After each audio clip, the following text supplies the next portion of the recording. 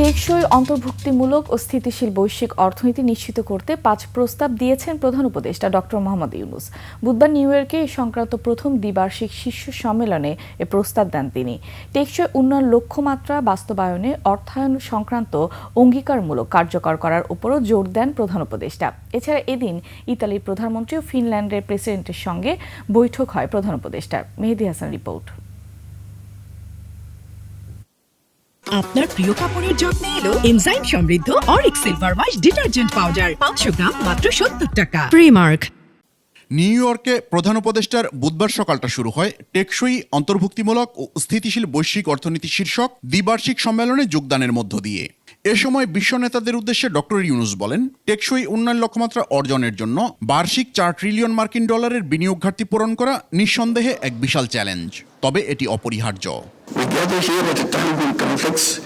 Climate shocks, debt distress, and pandemics have derailed our hard-earned development gains. The annual SDG financing gap now stands beyond $4 trillion. প্রধান উপদেষ্টা বলেন, অবশ্যই প্রান্তিক জনগোষ্ঠীর কণ্ঠস্বর শুনতে হবে, যারা আমাদের উপর নির্ভরশীল। এ সময় টেকসই উন্নয়ন লক্ষ্যমাত্রার জন্য অর্থায়নে 5টি অগ্রাধিকার প্রস্তাব করেন তিনি। We want peace, dignity, and opportunity for sustainable development. And in this context, let me highlight a few key priorities for the LDCs. তার মতে, প্রথমত দেশীয় সম্পদ ন্যায্যভাবে আহরণ করতে হবে এবং তা আন্তর্জাতিক সহায়তার মাধ্যমে সমর্থিত হতে হবে।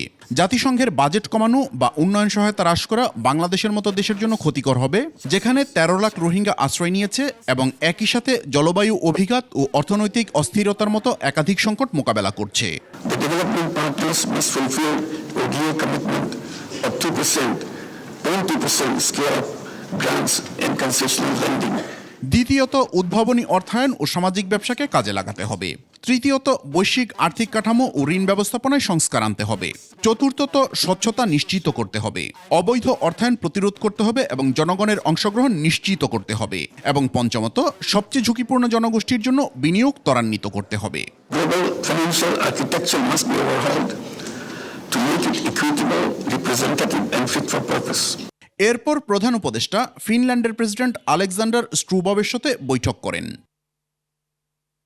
পরে প্রাথমিক স্বাস্থ্যসেবার রূপান্তর বাংলাদেশের নকশা শিরোনামে জাতিসংঘ সাধারণ পরিষদের একটি উচ্চ পর্যায়ের কর্ম অধিবেশনে যোগ দেন doctor Muhammad Yunus. I'm not saying money makers are bad people. I'm saying that it shouldn't be left alone to them. But there are other versions of it. Another version I have been promoting for a long time and continue to do this in healthcare particularly. I said healthcare is an area where this version of business would be very appropriate, what I call social business. এরপর ইতালির প্রধানমন্ত্রী Georgia মেলোনির সাথে বৈঠক করেন প্রধান উপদেষ্টা। মেহেদী Hasan, 21 television, Dhaka.